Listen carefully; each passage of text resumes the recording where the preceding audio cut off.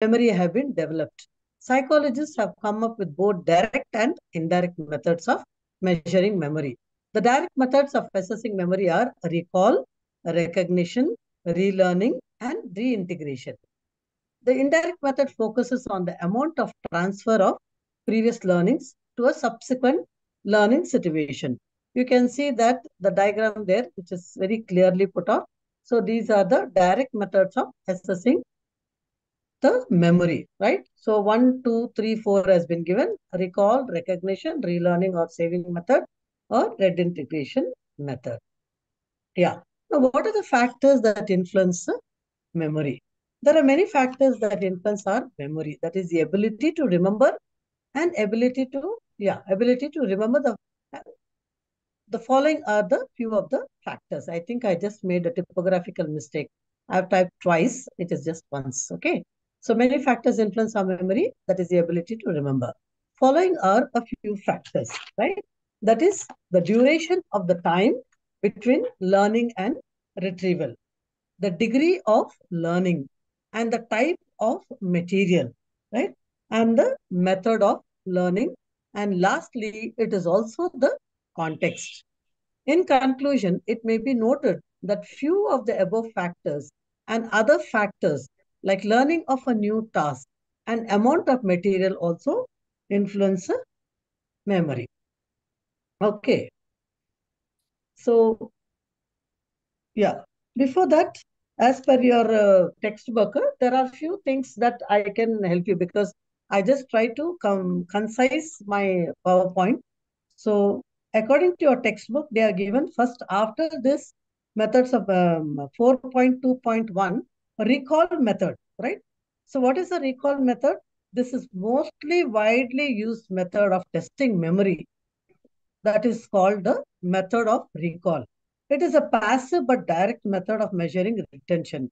Reproduction of learned material after a time span is called recall. It is actually a repetition of learned material. It is presentation of a verbatim. Verbatim means word to word documentation as learned.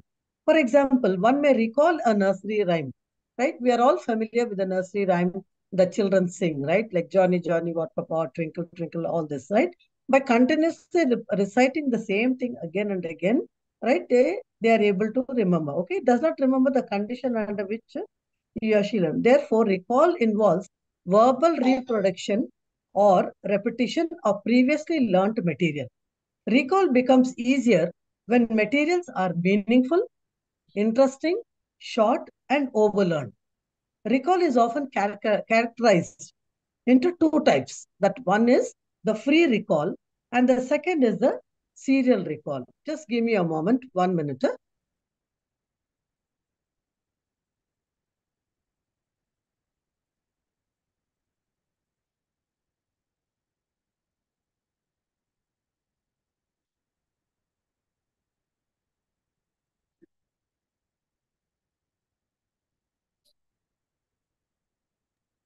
I'm sorry for the interruption, children.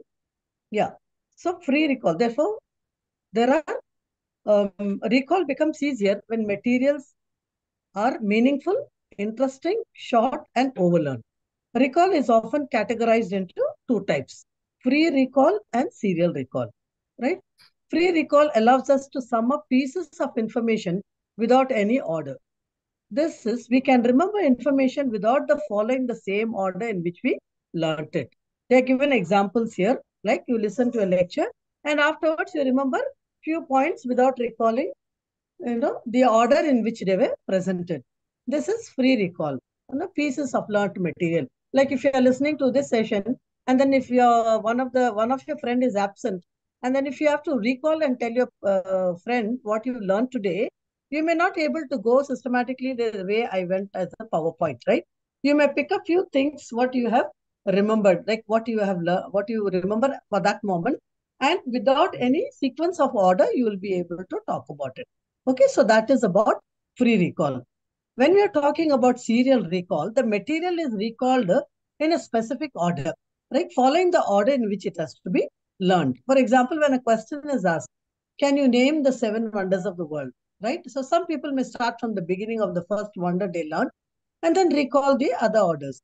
This is called a serial recall, where we recall the information in a sequence without skipping any part of it. Now, whenever we need to measure the extent of recall, we may do it like this. For instance, a list of words is read out of the subject. In the field of psychology, we often refer to an individual as subject during experimentation. After a while, the subject is asked to speak out or write as many words as possible from the list. Then the scores are calculated on the recalled responses called the recall scores. Recall scores can be of two types: free recall scores, in which total number of correct words recalled regardless of the position on the list are calculated. Right? The second score is the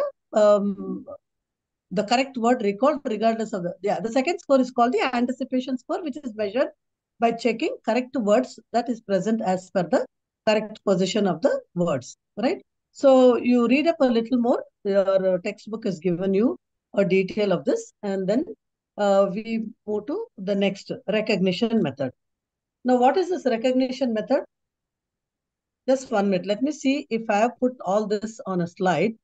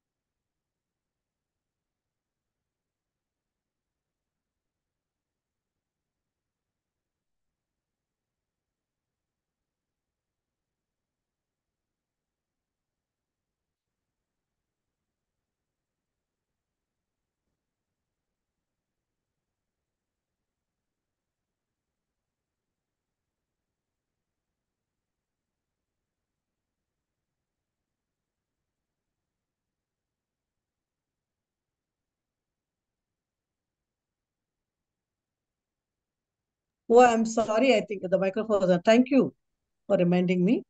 Right. So, see, we have talked about this recall method, right? I spoke about the recall method, pre-recall, and the other recall. Now we move on to the recognition method, because I think I have not put this recall, recognizing, relearning, that is saving, auditor. So we'll take each one into detail. So long, I think I have spoken to you about recall method, like free recall and serial recall, which is also given in your textbook. And the second one is the recognition method, right? Which is also in your textbook 4.2, right? I have not put the details here because it is easy to understand. Okay, so recognition is considered as a sensitive method. Am I audible, Ma? Is my microphone okay? Yes. Any Yeah, one ma'am. person? Yes, ma'am. Okay, okay. Thank you so much. Yeah. Recognition is considered as a sensitive method of measuring retention, right? You understand what is retention, right? Whatever we learn, right? If we are able to return it, right, and reproduce it, that is retention. Like we are able to remember that. So it is an active process where identification of elements, information takes place. Recognition is a common experience which refers to the fact that once the remembered event or the word in front of us, we know that we have stored it before and it is familiar to us. Now, Guilford viewed the recognition means knowing again, right? That means the information is already there, and when we look at it again, we remember that. The important difference between recall and recognition is that first case, stimulus is not there for one's identification, whereas it is there in the second case. Like recall that, you are just recalling the event in your mind, right? There is no stimulus for you here, right? Whereas in the second case, the recognition is the identification of already learned material. That means you know this already in your mind, and you are just recognizing that material. Okay, so that is what is the identification of learned material or object from a combination of learned and unlearned material. The correct identification will provide the new retention score. Okay. So here they are given us examples of the percent of recognition can be derived by following certain formula. Okay, so you can look at it in your textbook, right, where it is given percentage of recognition, okay, I is equal to R minus W by K minus 1 into 100 by the population, that is N, right? Where R is the total number of items correctly recognized. W is the total number of items incorrectly recognized. And then we have the K as the total number of alternatives given for recognition, that is old plus new. And N stands for the number of items originally presented for learning.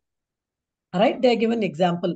If the learner recognizes 4 out of 10 items, right, with 10 Yes, ma'am. alternatives, then the percentage of recognition is as follow: 4 minus 6 divide oblique 20 minus 1 into 100 by 10, which is calculated as 36.8%. Okay, so recognition seems to be easier than recall, because in recognition, the object is present in a mixed form with certain elements or information. The sensitiveness is greater in the case of recognition, which is sometimes influenced by the subject's attitude, prejudice, values, and other inner motives. Seelman conducted an experiment on the role of motivation in recognition and observed that pleasant experiences are better remembered than the unpleasant experiences. Okay, this is very naturally, psychologically also, none of us will like to remember unpleasant experiences. Further to it, it has been reported from other studies that increase of similarity between the original learning materials to that of the new learning materials, recognition becomes difficult.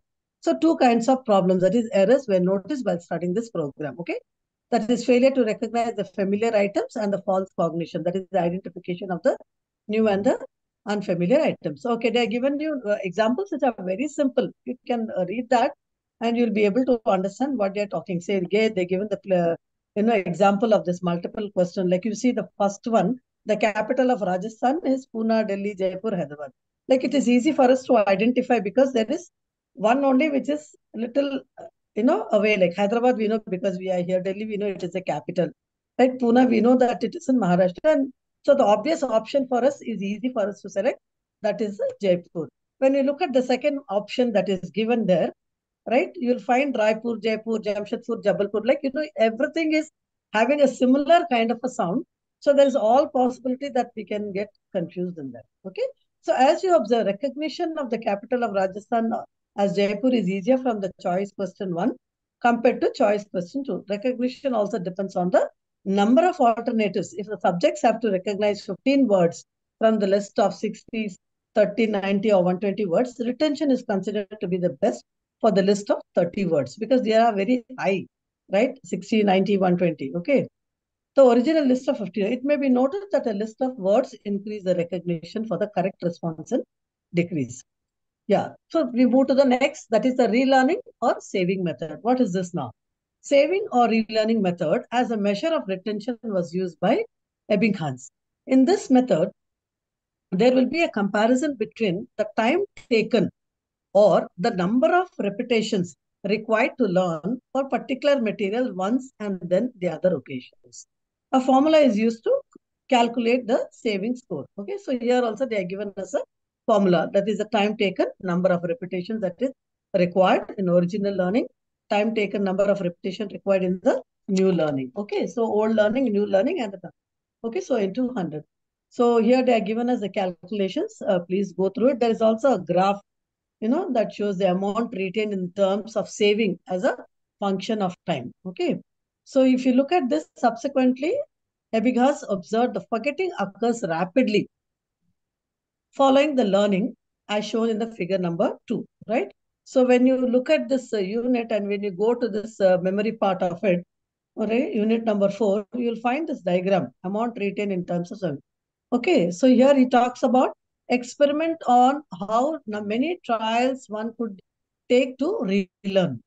The list of nonsense syllabus after the original learning, it may be noted here that the nonsense syllabus are certain trigrams, that is 3 alphabets, made in combination using a consonant, vowel and the consonant, which together do not have any meaning. He observed that when more material is remembered from the original learning, lesser number of trials are required to relearn the material because a lot of content is already taken in by the memory. So when you want to relearn and recall, it gets a little easier because a lot has been absorbed. Psychologists use various measures at different periods of time during some experiments conducted on how well people remembered the names and the faces of the classmates from high school. Yeah, first recall was used, and then two other tests were used in recognizing the names and the face of the classmates. It was observed that subject could recognize faces of about 90% of the classmates, because it's very obvious when you meet your classmates, right, after few years, right, at least if you forget the name, you'll be able to identify them the moment you look at the faces. Such experiments clearly show that the method we use in measuring memory is very important variable that affects the memory curve. Okay, so you can see the curve here. The method is also known as a method of saving, which was introduced by Ebbinghaus for measuring the quantitative aspect of memory. In this method, a list of material is presented to the subject up to perfect learning, and after a time gap, he or she is presented with some list to relearn. The experimenter recorded the number of trials and the time taken by the subject in relearning the condition. Okay, so they have put the percentage of serving, right, is found by the formula, where OLT, that is the original learning trial, and RLT, relearning trials. Okay, so if a child takes 10 trials to learn the original task and 6 trials to relearn it, then the percentage of saving is, right, under this calculation is how much? 40%. Okay. Next, we move on to the last part of the method, that is the thread integration method. What is it? It is a process of assembling a complete memory on the basis of partial cues, right? Cues, what are cues? Cues mean they are signs. They also refers in general to restoration to wellness, a typical condition or a performance, an approach to regaining memories from limited information. For example, recalling a whole tune when only a few notes have been heard, right? That is talking about a musical instrument. You you hear a lot, and from that you are able to recall a few. Another example is an essay exam that can be considered as a reintegration. When the question contains a few partial cues or suggestions about how to structure the answer. If the student knows the material well, he or she will be able to construct the complete answer from what she or he had retained from the course. You may note that the grading of the essay exam is somewhat of a subjective procedure on the part of the instructor. Therefore, in this method, we may not have scores that are objective or that can be measured, which researchers like to have for employing statistical analysis of data. Within the professional psychology, reintegration is more commonly employed within the context of psychotherapy, right? So they have given a case study, right? With regard to now, in simple words, what do you understand by psychotherapy, right? Psychotherapy is a kind of a therapy that is used for in especially in psychological counseling, right? When there is a person who is having some problem, like suppose any one of your class member is having a problem, and they have been suggested, like maybe they have been done a clinical assessment, and they came to know that this person is having some severe anxiety, or the person is having some depression, or the person is having some form of disorder, right? And then the doctor suggests for a psychotherapy, right? So psychotherapy, what happens in the psychotherapy, they are able to dwell and go deeper into the issues in order to be able to construct the problem, right? If the person comes and says, ma'am, I'm not able to concentrate, right? So what will the counselor say? The counselor will ask person, why you are not able to concentrate? From when are you not able to concentrate? What is your family like? So very gradually, very systematically, the person will be able to, take out all the information from the client or the patient who is sitting, for psychotherapy, and they are able to bring that together and reconstruct and reintegration, so that they are able to understand the total problem and they are not able to be biased. So that is what you see in your textbook. They're given it, the one example they are given. So when you're free, please read that example. It is not very difficult to understand, okay? To see how very, very different questions that have been given Q, and the answers have been taken and they tried to reintegrate into a total. Okay, so here you see prompts, okay, that is a stimulus, right? Talking about the events, about normal age-related activities, all that, and how the patient, that is the organism, is able to, respond. Respond means the person, they are able to take the person to be able to go deeper level into the unconscious to be able to talk about all the painful memories of the past. Because suddenly a person will not get into any severe disorder. Okay, it takes a time, it is a period of time. Sometimes it could be some trauma, some childhood trauma, or sometimes it could be some very negative experience, some adolescent experience. Okay, so in order to help the client, psychotherapy is used. And here in your book, they've given you a case study of how the psychotherapy is conducted as an example, and the skills and the therapist, the agenda of the therapist are major factors for the outcome of reintegration. Okay, reintegration. What the therapist expects to be told and what the patient is verbally reinforced for reporting have an impact on what is reported by the patient. One of the greatest challenges of psychotherapy is to investigate the patient's past in such a way to realize, right? That means the purpose of the psychotherapist, the patient, is to help the person realize why he is having this problem and how he got this problem. It is not, this is not a process to make the person make it big, like, to fabricate painful memories of the person and give him suffering or something. But the whole purpose is to help the person to be able to release, whatever has been happening so that he is able to be healed from the past. Okay. So all the four methods are very easily now saying they even given a measurement of retention, the type of memory, cue, format, scores of time, and example. Okay. So it is given. Now let's move on to what are the factors that influence memory, right? So what are the factors that influence memory? There are many factors that influence memory. That is the ability to remember. Now, following are the few factors. One is the duration of time between learning and retrieval.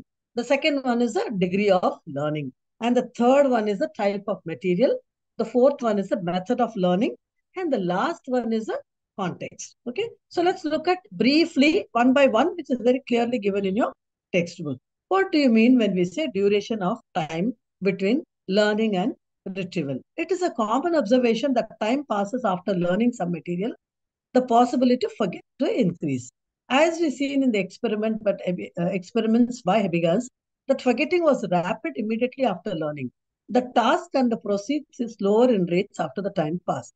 Other experiments conducted in the memory confirm that changes in remembered material takes place with the passage of time. Okay. So when we are learning, no, immediately maybe we are able to remember for some time. Okay. So that is the duration of the time between the learning and the retrieval. But if you take longer period, for example, today, if you're learning something, and then if I ask you tomorrow or day after, you'll still be able to retrieve some information, right? But if I ask you after a month, or if I ask you after 6 months, what will happen? The duration of the time will be the one factors that will influence your memory. You may not be able to remember the way accurately you remembered what you are remembering immediately after learning. Okay, so that's about the duration of time. The degree of learning, what is it? Greater the degree of learning, the better the retention. Okay. Ebbinghaus manipulated degree of learning by the number of repetitions, right, of list of nonsense syllables. Results showed that with the increased number of repetitions, right, like we have the example of children learning, no, rote learning, they keep on repeating like a parrot the same thing again and again, or the teachers make them to write, 10 times, 20 times, the same answer repetitively. So when we do that, what will happen? The degree of learning, no, the degree of learning goes deeper and there is a better retention mode.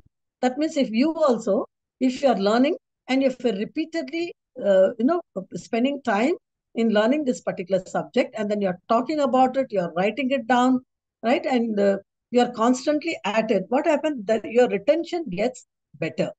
Okay, the retention of what you learned in your memory gets better. Okay. The third one is the type of material. The type of material affects the rate of learning.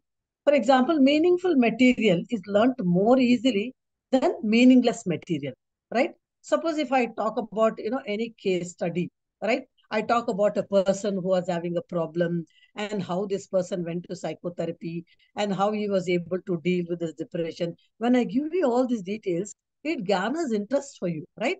So you will be able to remember that, okay, ma'am was speaking about this particular event. She was talking about this particular person who went through so much of a crisis and how he came out of it. Because all this, no, you are interested and it is adding meaning to your life, right? You are inspired by the story. You are motivated by the story, right?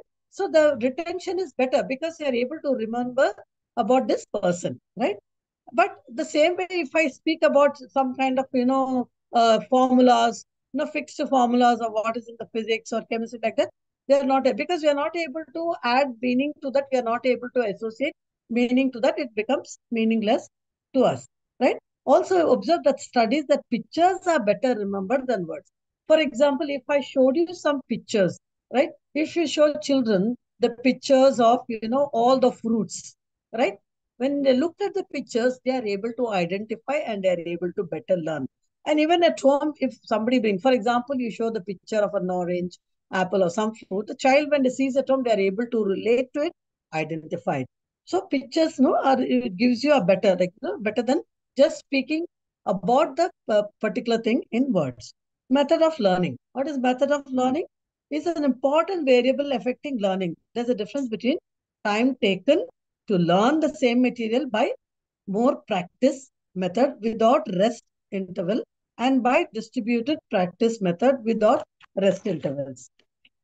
Okay, that means if you are taking, if you are practicing, right?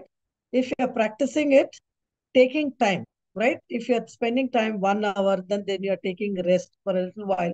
Okay, you are able to recall that and you are able to write down all that. No, the retention is much better.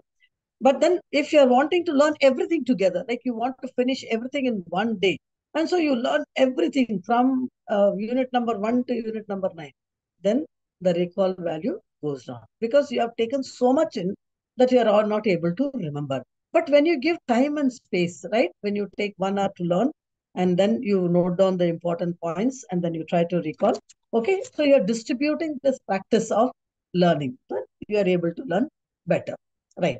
Next, the last one is the context. Now, what is this context? All stimuli occur in the background or a context. Okay. Many experiments have shown the influence of context on retrieval.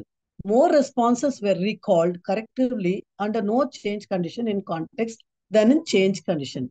Greater the change in the context, the greater is the decrement in recall. Okay. So whatever you learn, there is a context to it. If there is a particular context, right, you are able to remember correctly because you're using the same context, right? But if you keep changing the context, it becomes a little bit, difficult. That is why teachers will always say for students, when you're learning, you sit in the same place every day and learn. Okay. So out of practice, what will happen every day if you're sitting in the same place and learning, when the time comes, automatically your body moves. So you go and sit and learn there. So for example, you change the background or change the corner. Today you're sitting in the dining hall and learning. Tomorrow you're sitting in the bedroom and learning. Day after tomorrow you're sitting in the garden and learning. So, there is a lot of distraction because of the context. You keep to the same context every day learning, learning becomes easy. Okay, so in conclusion, it may be noted that few of the above factors and other factors like learning of new task and amount of material also influence our memory. Now let's move to the techniques of improving memory. Now, what are the techniques? The first one is a rehearsal, right? The second one is a meaningful learning. The third one is massed versus spaced learning. And the fourth one is whole versus part learning. The fifth one is SQ-RRR or SQ3R method. Okay. This is very simple. It is given in detail in your textbook, so you can go through it. But I just given you some few points for you to remember, okay, which is on the PowerPoint. You see, what is rehearsal? Rehearsal is a term used by memory researchers to refer to mental techniques for helping us remember information. Its technical meaning is not very different from our everyday use of them. Okay, so let's look at actors. If they had to act, remember the dialogues, what do they do? They normally keep rehearsing the dialogue again and again and again. So when you rehearse again and again and again, what will happen? When you go at the sets, they are able to do it naturally, right? Now, for example, you are going for an interview, right? And you know that you have to be prepared for the interview. So you can also stand in front of the mirror and rehearse how you are going to present yourself, right? When you constantly keep rehearsing. Now, for me to take this class, I have been rehearsing. I've been going through the textbooks. I prepared the PowerPoint. I went through it again. I try to understand it myself.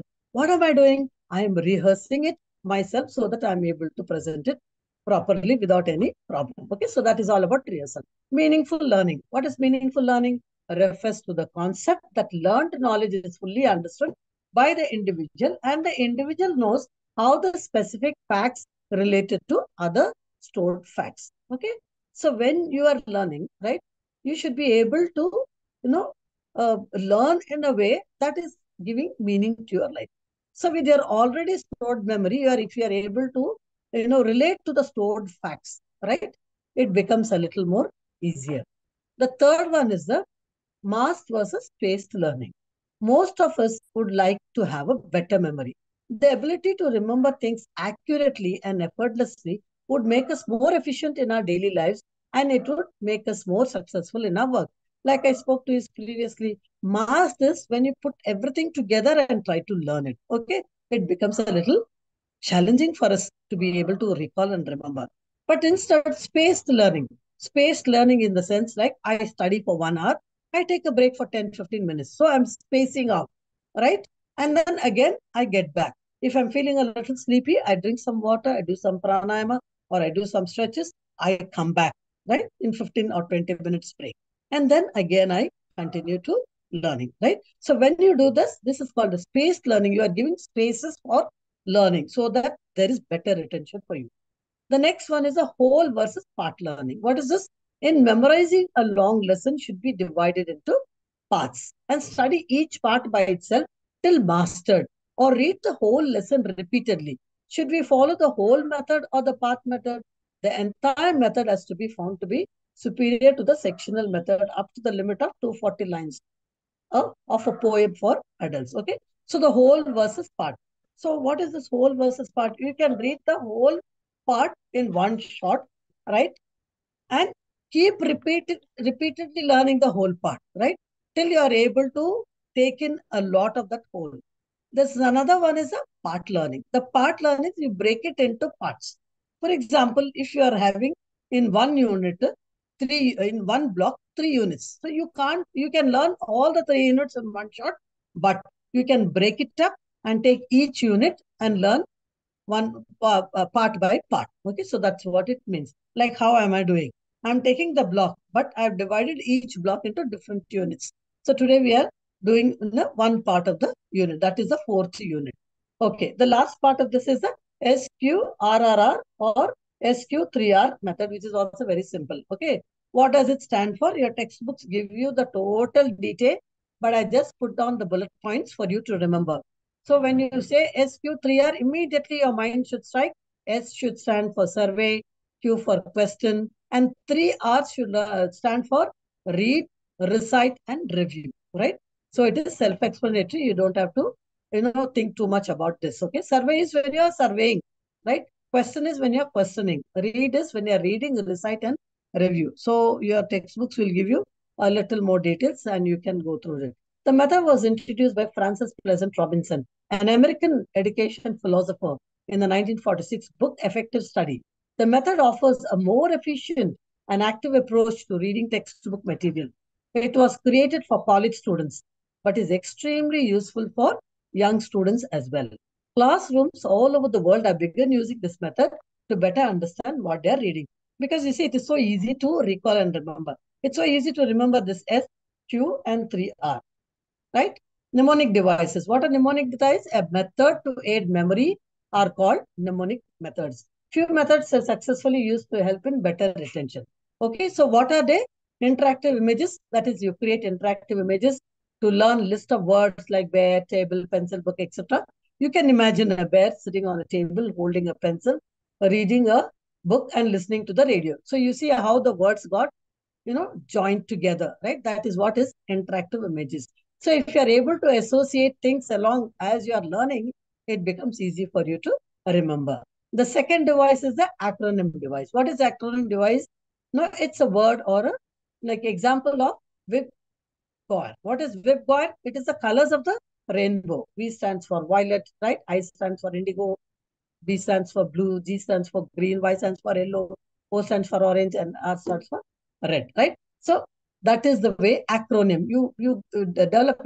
Like you have now, just now we saw SQ triple R. It's an acronym, right? For colors of the rainbow, expression in which you may want to remember all of these, right? Its letters stand for mnemonic names, and you can use I am, fact, certain other words or concept. Okay. Another method is of loci. What is this loci? Visualize walking around. When you need to memorize list of items, an area with distinct land mentality, take a walk in your study room, marks that you know well, and keep placing each item on the familiar and then link the various places like the study table, bookshelf, bed lamps, mark specific items, etc. When you need to recall, then you'll be remembered to visualize the items where you have placed them in the study room. Okay, so this is also one of the methods. Then there's another method called peg word system. Associate each new word rhymes. Like one is bun, two is for shoe. There are rhymes also like that. Huh? With word on previously. You can visualize the same using memorized list and form interactive images. Example, bear eating, an interactive image, bun, a shoe, a table, etc. Another important one is the acrostics. Form a sentences from two memorized music notes like EGBD, shorter words or an F. You can form a sentence using assorted items then. That is, every good boy does fine, right? Like when initially when you are learning the keyboard, like, when you're learning to type, you use the typewriter and then you learn the simple words like how it is given here. Every good boy does fine. Categorical clustering. What is this now? Organize a list of items. If you need to buy milk, tomatoes, onion, etc., a set of categories, right? You categorize them into the list of daily. Okay, so now, for example, you are going out shopping, right? You want to buy some vegetables, you want to buy some grocery, you want to buy some fabric, all of them will be in different places, right? So when you're making a list, you categorize. So for this, I have to go to this place, right? And you categorize all the vegetables into one, all the fruits into one, right? And accordingly, you cluster it so that you are able to, move around and get what you want. The last part of it is a keyword system. From an interactive image to learn French word beurre, which that links the sound and the means butter. You can associate the meaning the foreign word beer that sounds like beer. Okay. So you can use the other word also. Then the word with the sound, and imagine bear having a stick of butter. So meaningful or familiar word, letter bear would provide a clue to remember the word Bureau, right? So this is all about the mnemonic devices. Okay. So now let's move to the another unit. That is the unit number 5.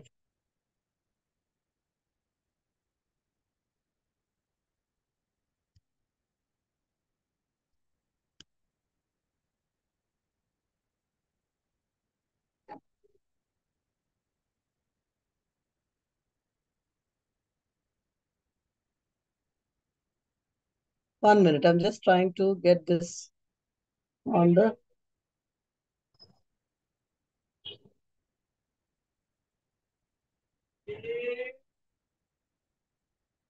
one second.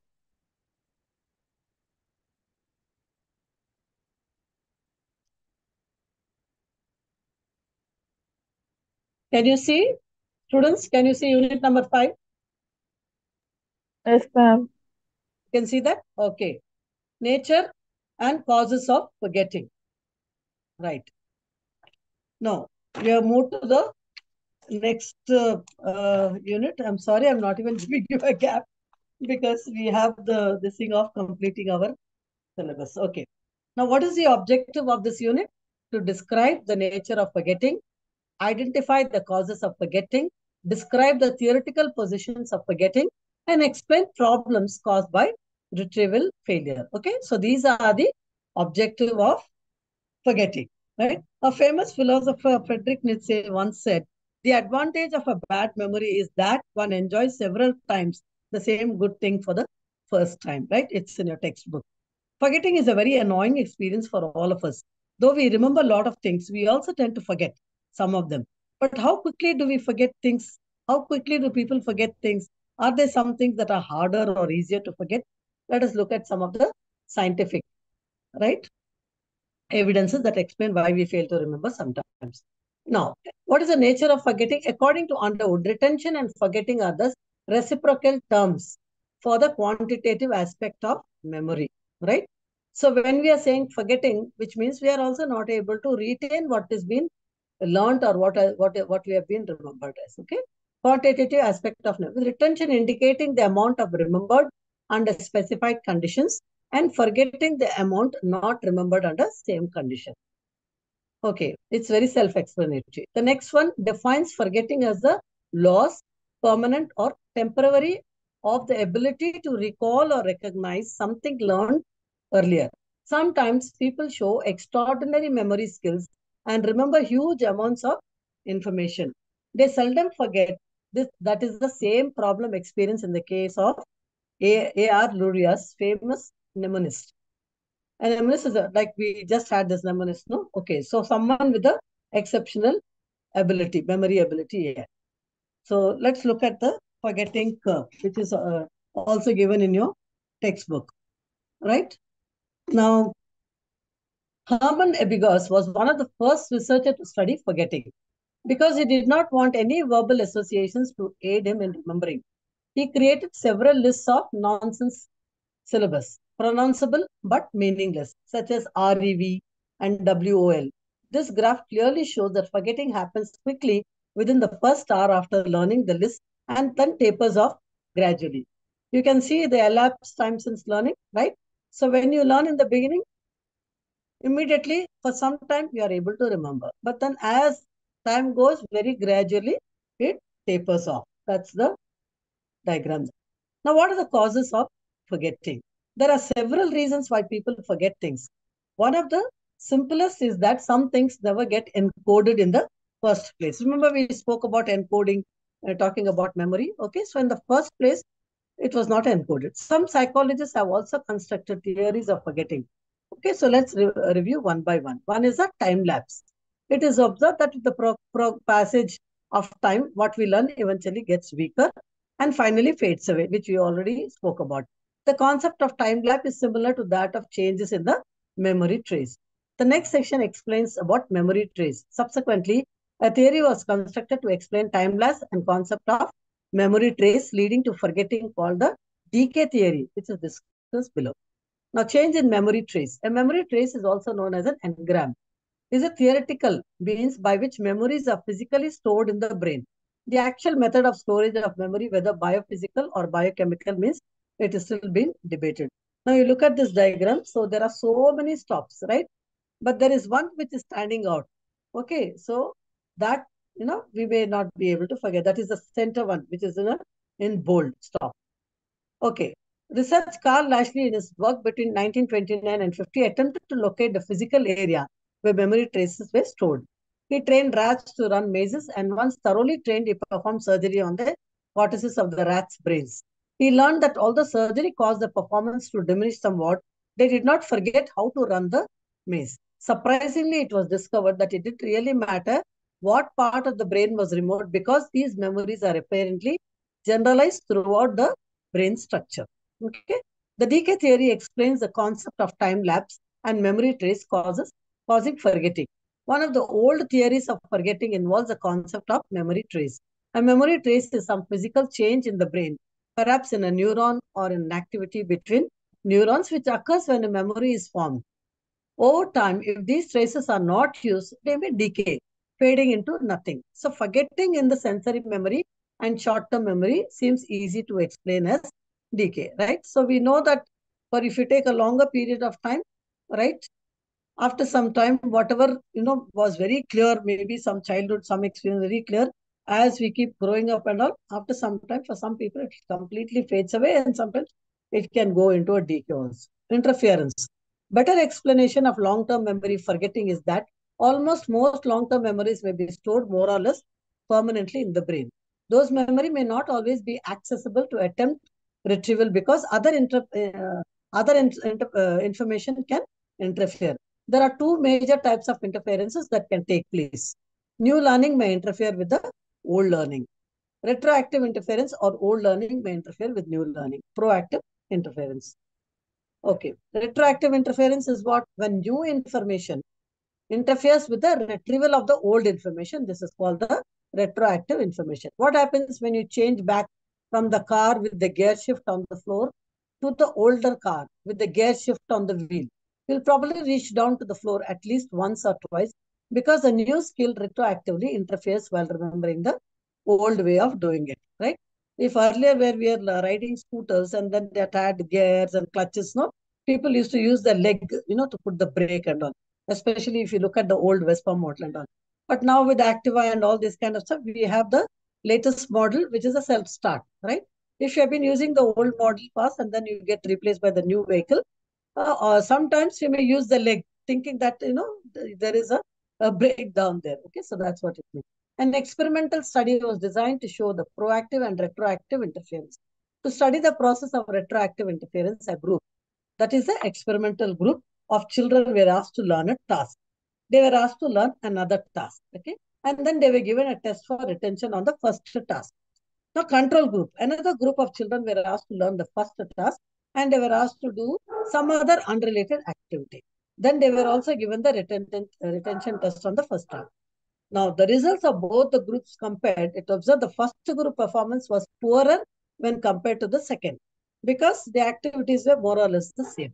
This experiment shows that the first group that learned the second task had interfered effect, and this can be established by comparing it to the control group, that is the second group, that did not perform the second task because they performed some task that was not related to the first.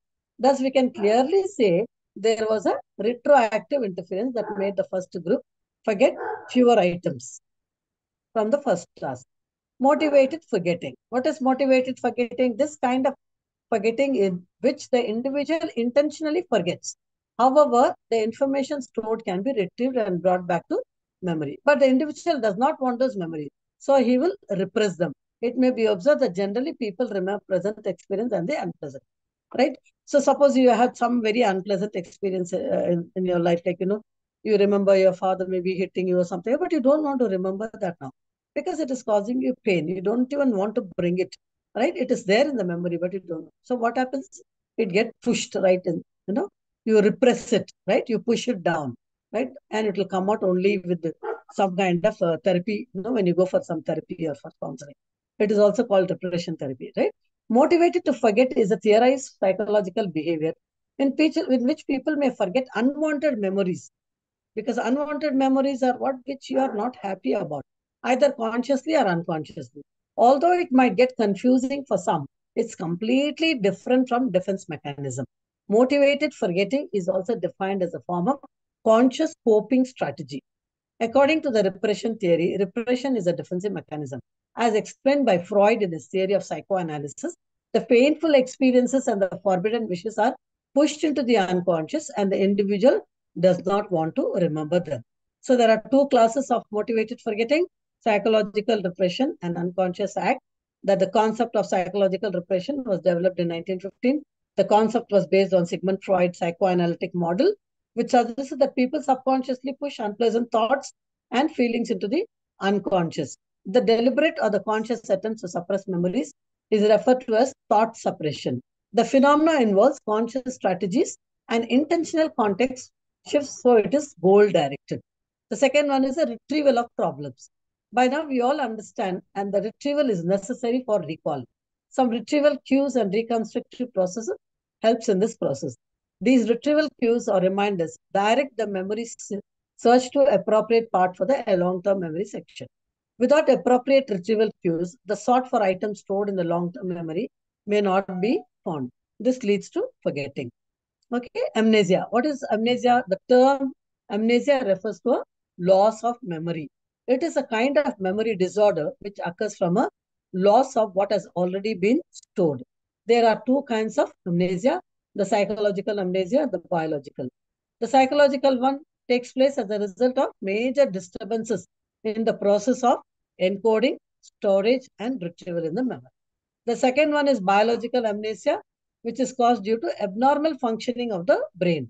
Such abnormality may be due to, such as a blow on the head, maybe an accident, right, a head injury, a temporary disturbance in the blood supply to the brain, certain drugs like marijuana, alcohol, brain diseases, and some other damages to the brain. These problems may result in amnesia called the transient global amnesia, which is a profound memory loss, right? Where we see children with that kind of a profound loss. Okay. Retrograde amnesia and antegrade amnesia. What is retrograde amnesia? If the hippocampus is the important formation of the declarative memories, what would happen if it get temporarily disconnected? People who are in accidents in which they received a head injury often are unable to recall the accident itself. Sometimes they cannot remember the last several hours or even before the day or even before days before the accident. This type of amnesia, literally without memory, is called the retrograde amnesia, which is a loss of memory from the point of injury backward. This is very common. You see somebody which is an accident, severe head injury, and suddenly they are, everything is lost. And they wake up in the hospital room and they wonder why, how am I there? How did I reach here? And they are not able to. Anterograde amnesia, concussions can also cause more temporary version of the kind of amnesia. This kind of amnesia is called anterograde amnesia, or the loss of memories from the point of injury or the illness forward. People with this kind of amnesia have difficulty remembering anything new. This is also a kind of amnesia. Most often people in the senile dementia. Senile dementia is mostly associated with the senior citizens, that is the elderly people who cross 60, 70, 80, right? It is very common for them for this kind of an issues. A mental disorder in which severe forgetfulness, mental confusion, mood swings are primary symptoms.